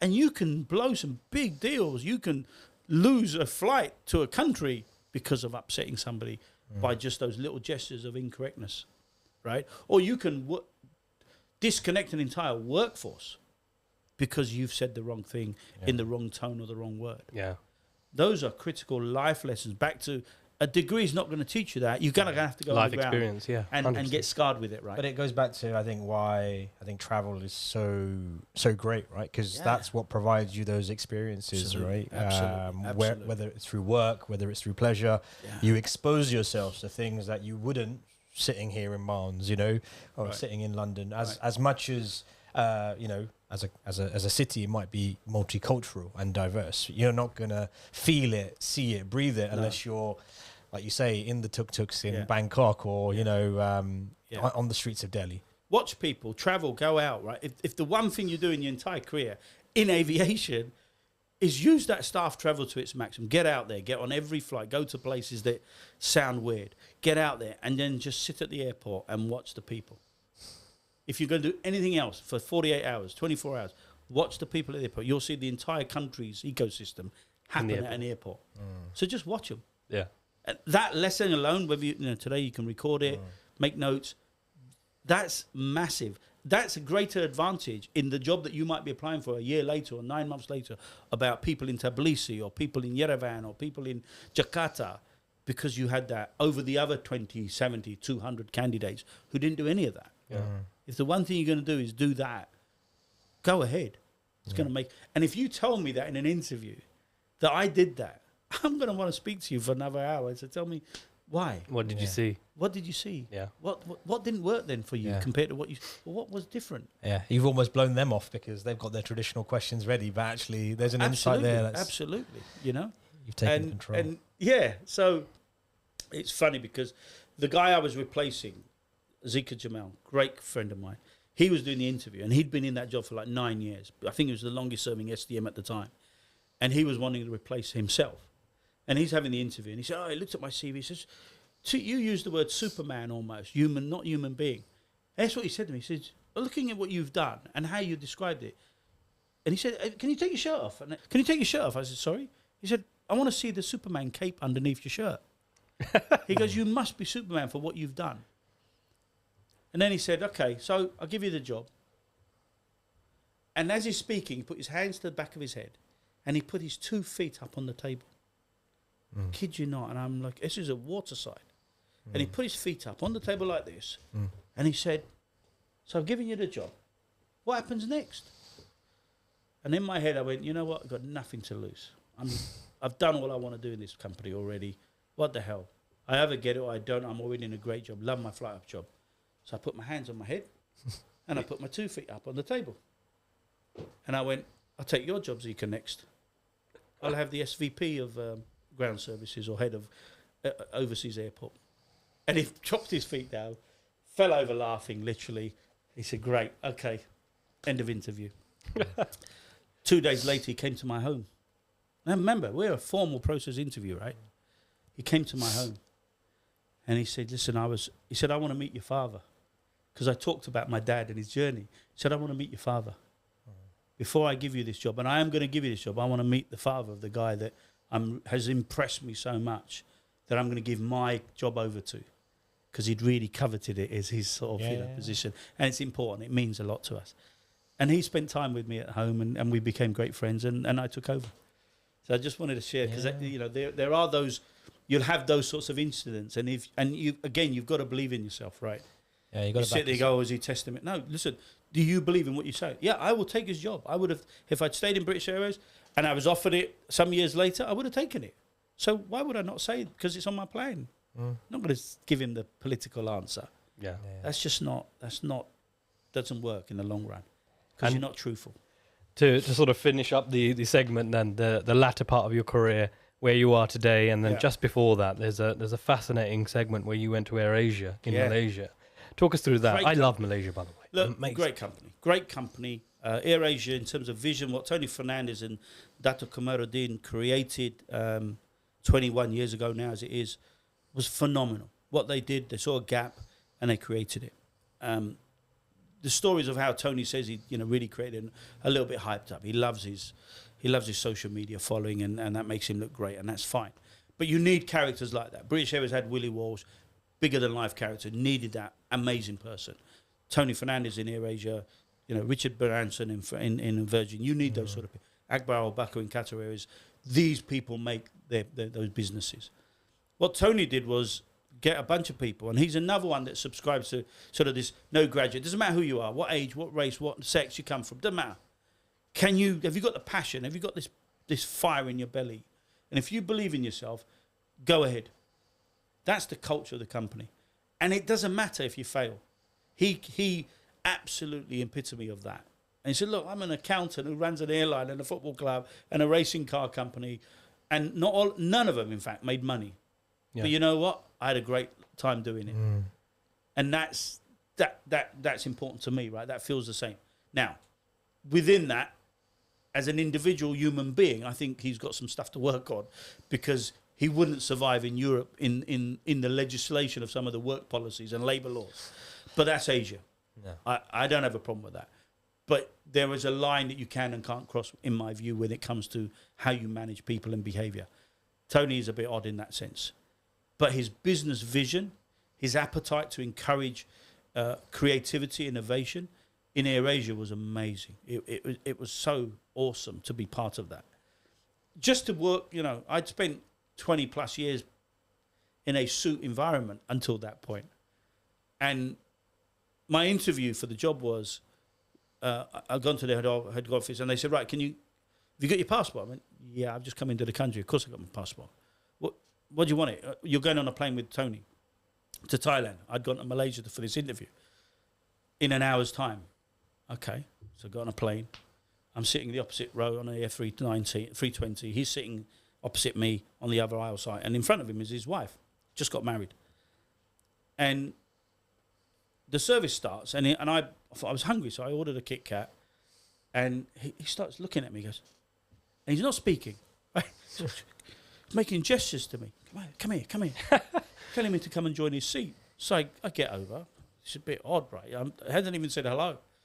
Come over. Kit Kat. He's gesturing the Kit Kat. Give me 2 pieces. Give me 2 pieces of the Kit Kat. And he's putting his wife in front. Just don't let her know and see. It's like, and I'm secretly breaking 2 Kit Kats and sharing these 2 little sticks with Tony Fernandez. And he eats them. Goes, so now tell me about yourself. So we talk one icebreaker. Yeah, it was like talking about me, and he says, right, great, everybody loves you. Tony, these guys have interviewed you. They tell me I should take you on. See you. He goes, but you're from British Airways. Because you're from Qatar Airways as well, aren't you? Yeah, we're not either of those companies. Well, that's why I applied for you, because you're not those 2 companies. Otherwise, I would have worked for them. You're not going to be like a British Airways person, are you? Because I can't work with anybody from British Airways. They're just so stuck in their way. They have no idea about how to run an airline. And he went into this rampage of absolutely rubbishing the 2 CEOs that I had high regard for the next few minutes. And I went, but they do a lot of great stuff. And what they do is maybe some of the stuff that you will need to do, which is process. Good process, good technology, make sure they're secure. Because we're about to embark on a digital journey, which is what the job was for. And we're going to need to make sure we're secure and we're strong and we're stable. Otherwise, it's going to fall over and you're going to go to jail. Okay. You can do that, can you? I went, yeah, I can. Just done it in India with biometrics. And that's what he wanted. So later, got to Thailand. He's like, okay, you can go back now. Just landed. So just you can go back. back around. So I did the turnaround and went back. And that was my job for interview. It was a great company. Their vision on the digital side, they brought in this super app, and the whole idea, and it absolutely, everybody's now realizing it, was we've got this locked in customer base of what was 47 million active users. How do we bring them from the airline GDS system into this platform, which is an app? Yeah. And the foundation of that was the biometric program that I was leading, which was facial biometrics. And we're going to use that to validate who they are, make sure they're active people, and then we keep adding on ancillary stuff, cars, hotels, everything. We built a huge data team, separated into airline and non-airline. The airline team reported into me, and that became my data journey. We started to create the sort of data that I had never had at British Airways or Qatar Airways, because there was always gaps in various systems, and I wanted to do it myself. So we started to create all sorts of systems. Great. That became the journey for me, because I understood the ground handling, the airport, the airline, and now I had this data starting to be captured. I saw monetizable opportunities from it. And I thought, we could sell this. And so that became the start journey of me to where I am today, of seeing opportunities from the operation, having understanding of the operation, and where there is an opportunity to either really drive down cost or create value from creating monetizable assets in technology. And that's been about a 7-year journey now for me. So AirAsia created the culture, created the opportunity, had this vision. In reality, it was all about how did he create the share price? How does he get up the valuation of the company by having all this? And of course, technology valuations, which are crazy in the world. Yeah. Right? Whether they're real or not, I'll leave that to the experts to speak about. But they create high value, and that attracts investment. So we had will.i.am as one of our key investors, right? Loves technology. will.i.am has a great AI solution in his own company. He loved it, brought that into us, wanted to be part of our digital journey. We had massive bankers out of the US who were going, we'll pay you 300 million, 400 million. We had like 3 customers in the digital app. In reality, we had 47 million passengers. And Tony would go and say, I've got 47 million people on the platform. Well, we've only got 3 users on it in reality, right? But they didn't care. In reality, even in due diligence, they weren't doing due diligence to the level. Tony Fernandez, AirAsia, 47 million passengers. We want to be part of that. Here's 200 million. Wow. That's it. He went out on a roadshow, sold himself, and that got the investment in what we wanted to do. And we ramped up to a several hundred people technology team, and then started to do the enrollment. But it's about the leadership creating that great ideas. But if you can't execute leadership down, creating that culture, not just giving you a structure, the passion around failing, testing, failing, trying, doesn't matter. Bring in people from the line to be involved. Our youngest, the head of British AirAsia's marketing, had been in the company like 14 years, was a young junior position all that time, made her the CEO of the marketing of digital marketing. She had no digital background, but he trusted her. She believed that we could say the right message. And he said, you'll learn the skills on the way. Go and do it if you want to give it a try. That's her business now. Amazing.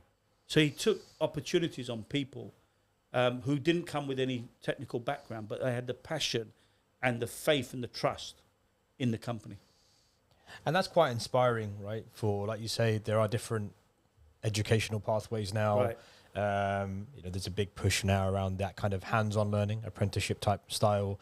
And it's always refreshing to hear that those opportunities are out there if you do the right things, as we talked about, having that passion, having the right attitude, developing cultural awareness, that love for travel. I think some of these things that we're hearing here, it demonstrates, why we're all sitting here in terms of having this conversation, because there are bountiful opportunities within travel. They are, but I want to put a bit of a there's a caveat to that. I want to stay in the industry, and I'm in the industry, and I'm doing, we'll talk about that now, but if I wanted to go back and be a C-level operational leader in an airline or an airport, the barriers are academia to me. I can't, and I've had jobs offered and turned down because I don't have a degree now. And that's because those organizations are not Tony Fernandez. They're not actually looking at the real opportunity of the person's knowledge. Yeah. They're looking at a tick box of the criteria says I need this. Or even you don't even get that stage and the computer throws you out. Because you don't have the degree, right? You're not using the right words that's there. And I think that's unfortunate. It really is unfortunate. Yeah. Because they're not seeing me. They're not seeing my passion. You know, I'm 54. Energy more than any 20-year-old, quite frankly, to do this job in the industry with all of the knowledge, lots of scars, and they're there. But they're not seeing that because it's a tick box. Yeah. And so there is this need still.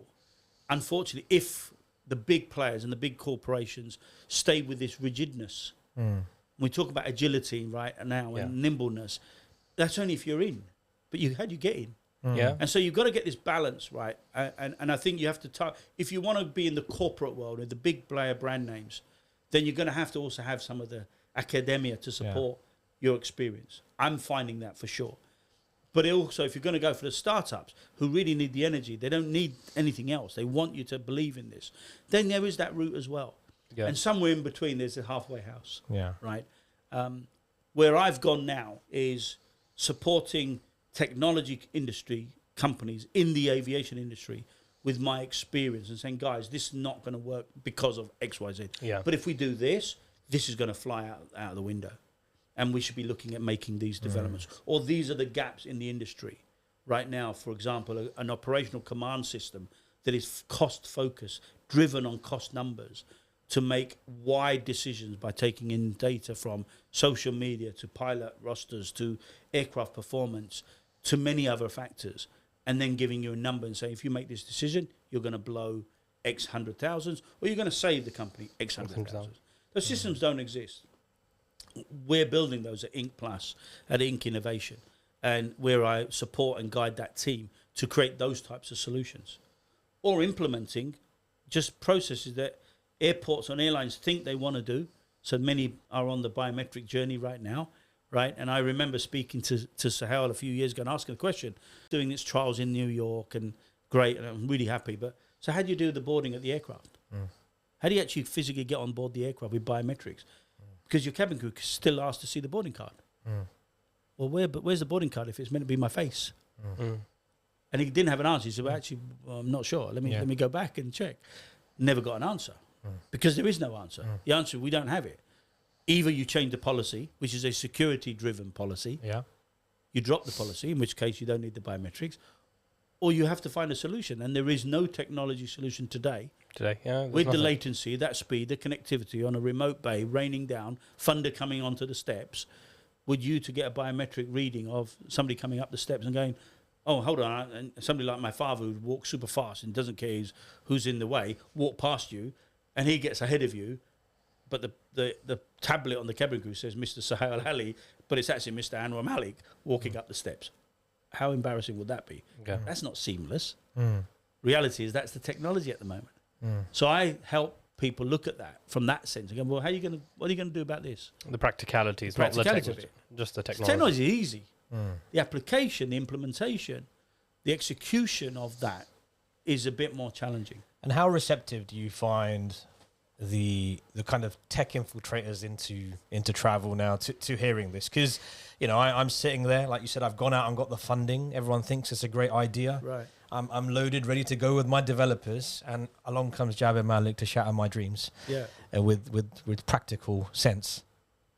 Yeah. Actually, it's becoming very receptive, and the reason for that is, and I say to people, you know, when in the airline airport world, when I wanted to bring in a partner, and I've had people that, you know, they've fallen over with this, right? They've literally collapsed, in some of them in tears. When I've asked the question, can you bring at our meeting your book of failures? And I want to see the written book. Don't tell me, don't give me a presentation. I want you to show me your book of failures. And they go, sorry, what do you mean? We've done these 900 projects. We're in 72 countries around the world. We're one of the largest consulting. Great, but can you show me your failures? And if you can't, then I won't be interested to go forward with this conversation. And the reason is that nobody wants to spend time. We don't have time post-COVID to lose the opportunity to bring customers with us for life. We want to capture them. We want to drive the highest yields from them. And we want to keep them spending with us. How do you do that? In weeks and months, not years. Or invest a lot and get it wrong. We don't have the money. Or if we have got the money now, we want to keep as much of it as possible, right? It's very simple. So for me, the lessons of life are, I save time for you. I make sure that you don't make those mistakes. And actually you execute less in terms of investment to execute faster. In which case you can bring that return quicker. It's really simple economics there. But you can only do that if you've seen all those pitfalls. And there will be still pitfalls. There will be slip-ups. But the risks that you have will be mitigated and reduced substantially by bringing somebody like me in who has those scars. Is not a techie person, is an operational leader with a good sound technology background. Because often this tech, that's where it falls down on, right? It's those practical skills. Because I can tell you tons of examples of, oh, here's the great tech, here it is. As soon as I plug it into the legacy spaghetti or anything, it'd be like, yeah, but have you thought about this? Yeah. Have you thought about this? Well, and then, no. You belong to the biggest technology failure process of project execution in the world, in aviation. Right? Terminal 5 was the greatest technology failure and the worst project execution in that context. So when you look at the two, and I mean that with the greatest respect of that challenge, right? It was huge. But when you implement something and you don't have the right people with the right ground scars, live, not 3 years old, not 4 years old, live to today, you're going to have those problems. Yeah. And it's too big to foresee when it's such a big, massive program. So you have to learn from that. You have to, but when you then lose those people and the knowledge is gone and nobody wrote it down, that's why I say, show me the written down. Yeah. And that's something I'm really big on, is capturing the learning, the journey. To my point, I made the book when I first started British Airways. I write down everything. Now I digitize it, but I write it down. Everything that I do, right and wrong, gets written down. But it's the cliche, isn't it, about learning from those mistakes? I mean, and this is just formalizing it, right? That's your point about as an organization, as an individual, about that being part of the process. So actually, yes, we look back and we're talking about all the experiences you've had and the great antidotes and actually this phenomenal career.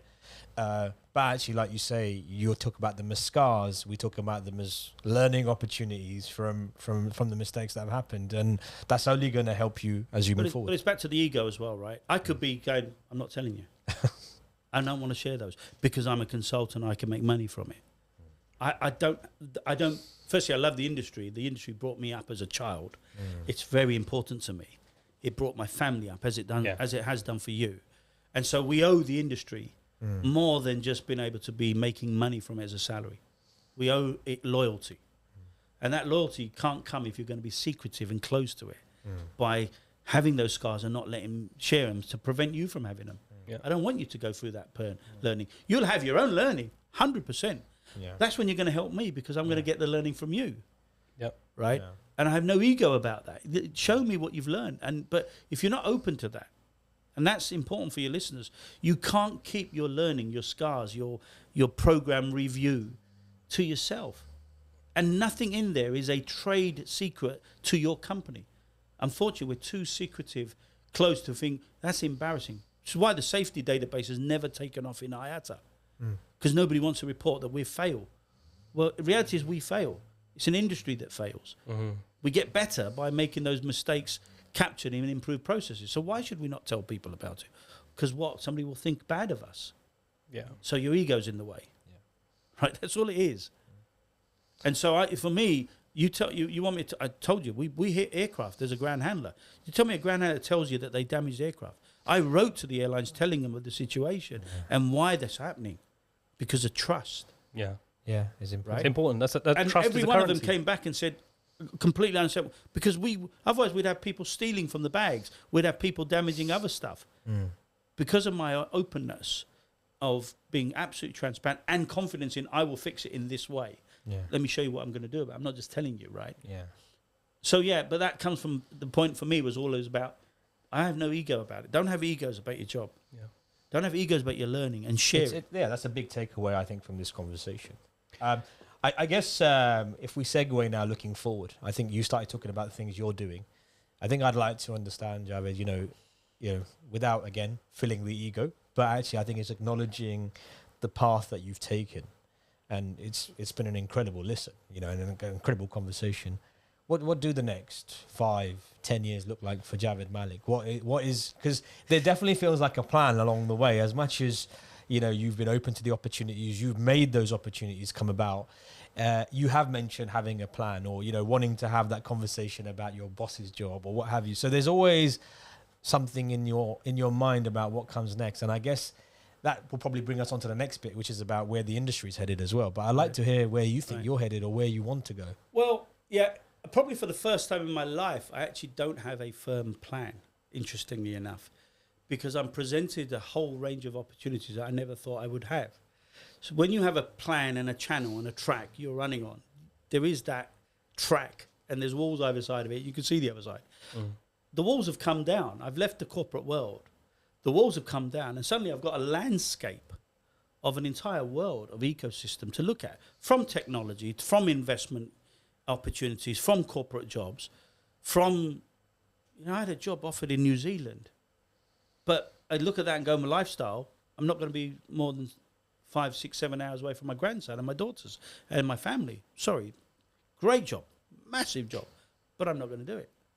And so you've got all these other things that now come to play. I'm a grandfather, and I love my golf, and so I want to enjoy my golf. I'm part of working with the Muslim Golf Association. Plug here for Amir Malik and the guys there.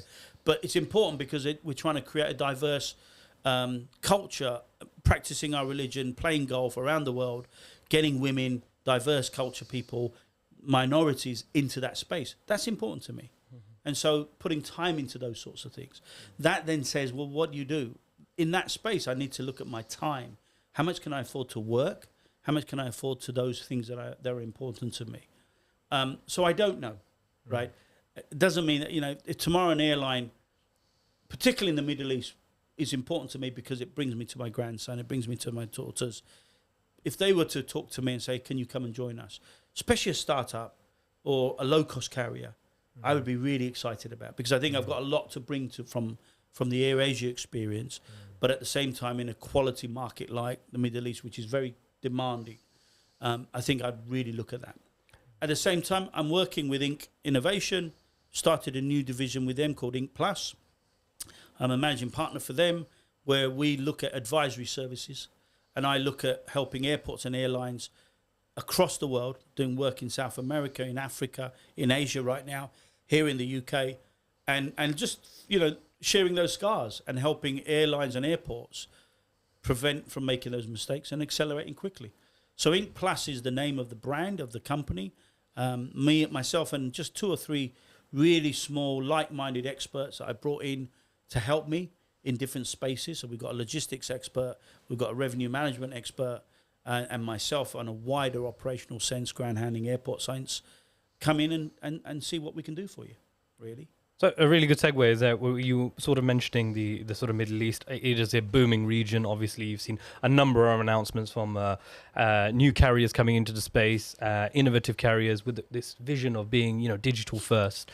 Digital native is the word. Digital native is the word. Now. That's it. And it's no mean feat by any means. But you can have all the money, all the stuff. The deep knowledge is what counts. Is what sort of are 5 key things that you would advise them or someone who came to you from there to focus on if they were having that digital native, digital first mindset? What would you tell them? 5 key things to focus on. So whilst they are actually actively recruiting globally, they're bringing in conventional players who have done the same old route to the role that they're in. They are not innovative and creative individuals in their career path. So, and that, I understand that, because from a startup point of view, you want to get the due diligence right, you want to get the processes right, you want those standards put in place, and that comes from really knowledgeable people. But at the same time, you're saying you were being creative and we're being digital. And if you look at the entire team that they brought across, and I've been looking at them closely, none of them have come from a digital background. So you're digital native, but you don't have the digital knowledge in deep in your people. Yeah, they will learn it along the way, but maybe too late. And so for me, the program of development, learning, coaching of a new workforce that they put together as a team I think is going to be one of the most important things that may make them digitally native. Yeah. But I think the next 18 months, 2 years, if they spent it in teaching the people how they want them to learn and think and understand models of AI, for example, and data analytics, great. Don't worry about teaching them how to start up an airport because they've done that for all their lives. Whilst they need to have an eye on it, it's not the criticality. So I think learning program, development programs, scaling up the digitalness in the thinking of all the people that they're bringing on board, and then throwing the net wide out to almost a sort of incubator, innovator type creativity house to bring in different ideas of thinking, right? So whether that's the blockchain space of expertise, whether that's in the telemetric space, whether it's in just the virtual world or whatever it may be, metaverse-wise, getting to understand those, what might be relevant to the workforce on the ground. Yeah. You know, I know the head of ground ops that they're recruiting in one of the new airlines in the Middle East. He's one of the great individuals, one of my old staff, great on service, really detailed on supplier management, ground handling contracts. He's terrible on technology. His understanding is very low, but he's great in the airline space. Give him that knowledge by sending him to Google, sending him to Microsoft, sending him to some of the leaders out there in these spaces, to who's out there on AI right now, ChatGPT, for example, sending him to that company and exposing him to that, he'll be fantastic. And he's hungry for it. But if you expect him to do it on his own, he's not going to do it. And he's going to recruit 130, 140 airport managers in the coming weeks and months ahead.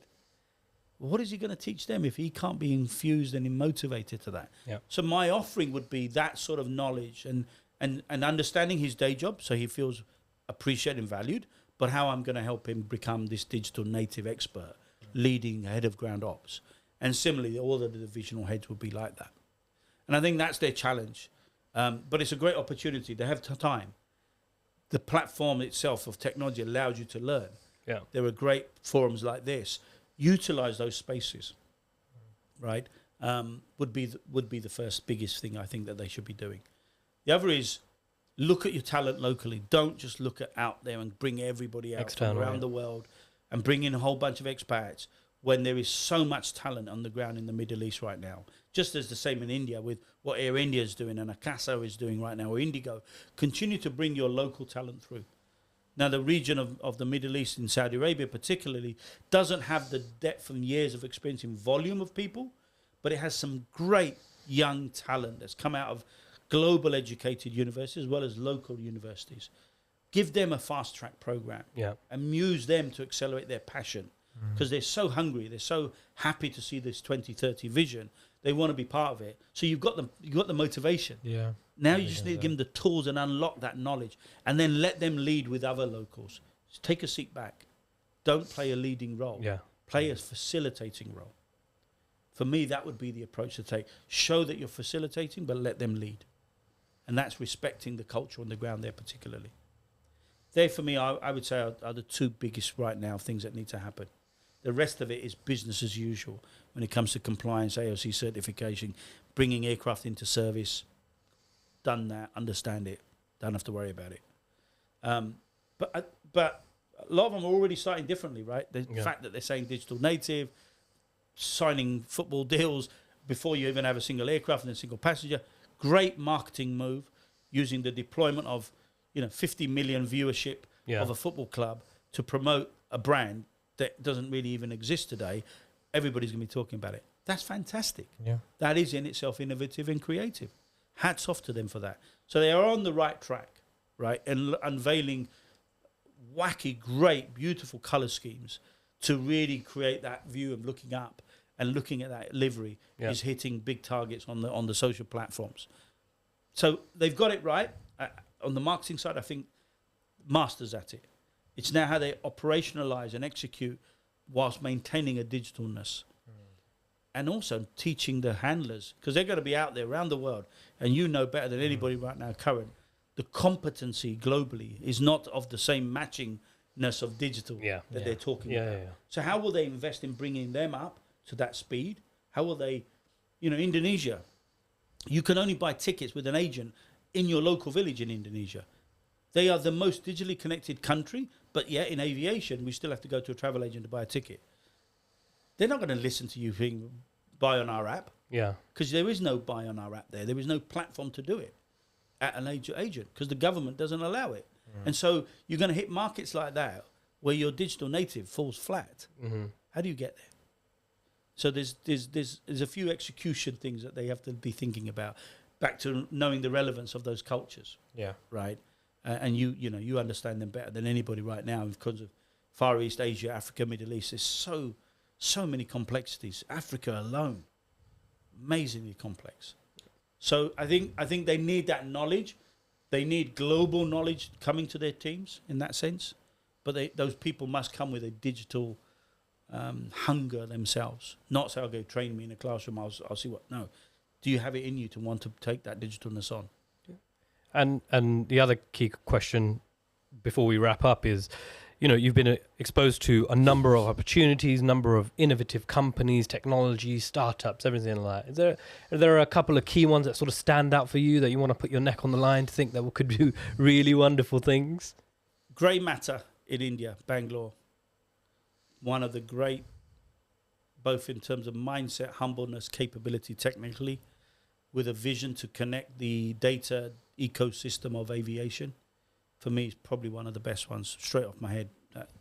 High regard, Vikas Gupta and his team there.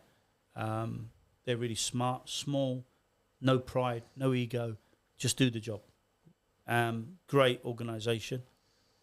Ink Plus, I'm going to say Ink Plus is a startup, so I'm going to plug my own business there because I think we have the right mix of some knowledge around technology, real passion from that perspective. And anybody looking to invest, I'm happy to talk to them. I'm taking fundings for my Javelin project, which is an overall airline operational system. It's a startup development. We estimate about $5 million worth of spend on it, and I'm open to investment on that right now. So, look, other than that, there are so many smart individuals. Baggage ID is another one I really, really like. I think they're doing some good stuff. And I'm looking, I haven't got the price right, I'm looking for the person that can create a digital bag tag for under $4. At the moment, the price point's 12, and I can't get it right. And I'm talking about 40 million orders I've given in China, and they still can't do it in China. So if there's somebody that thinks they can make a digital bag tag for under $4 to the customer, happy to put some money and talk to them about making it happen. Because the market, that's the next one final barrier to the passenger process where we completely shut down check-in and don't need any more check-in desks and don't need any more kiosks. Wow. We get rid of that globally. Think about the paper waste, the sustainability. All of that. So, but the barrier is not, the technology exists, the price point for a robust tag is at $12+ and it's not scalable at that price dollar. Somebody wants to take that on. You got somebody in Sialkot that might be able to do that somewhere, or somebody in Yerevan or anywhere. If they think they can do that and get it to market at below $4, because that's the price point where scalability becomes attractive for a 6-year return in terms of that life, I'm ready to put some money in with that.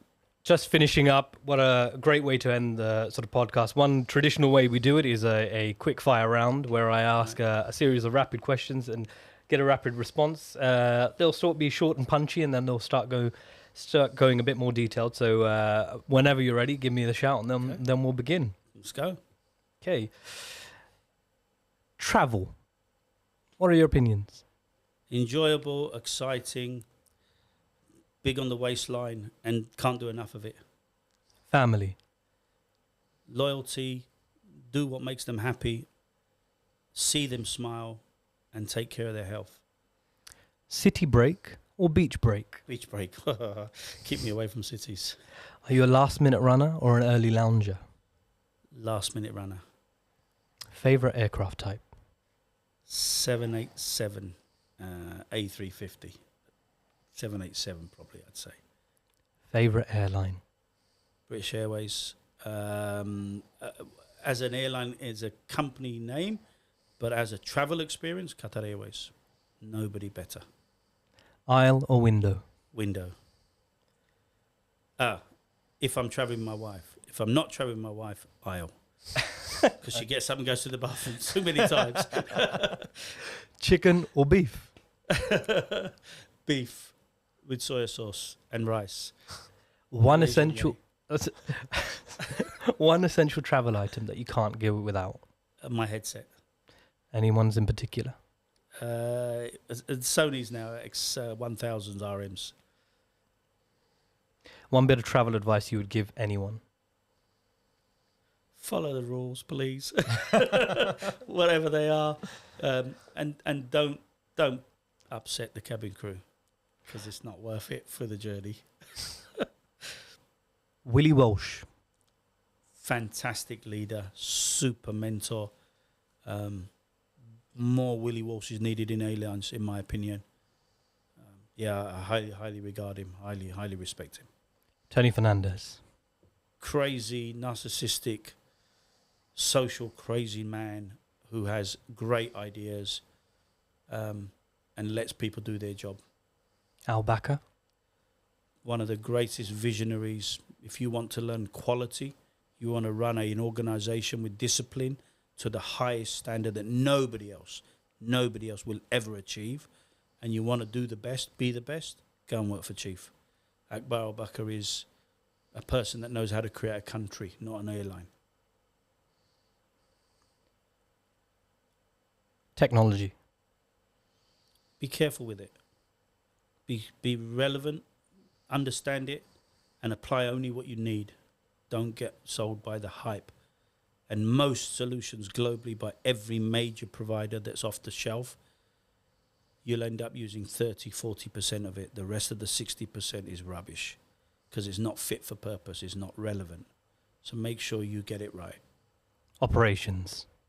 Exciting, demanding, frustrating, but probably the best job you could ever do if you're going to be in it.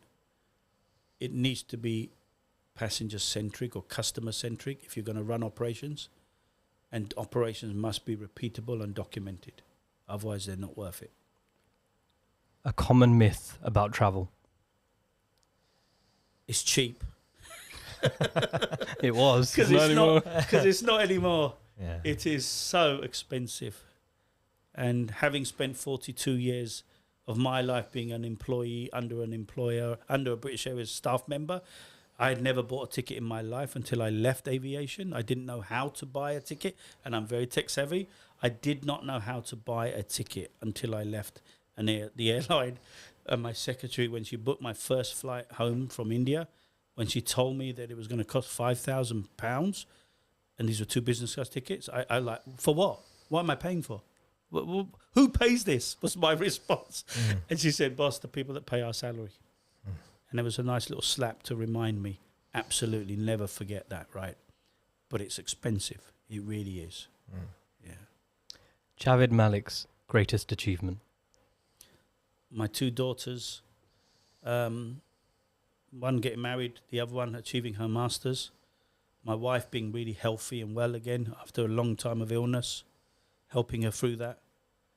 And then recruiting and creating the world's only female firefighting team in India.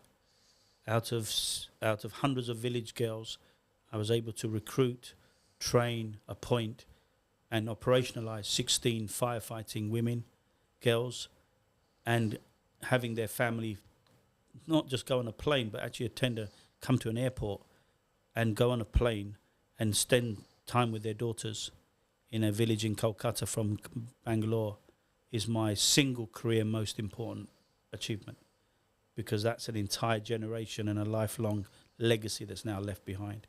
Everything else is not important. Amazing. What a way to finish up.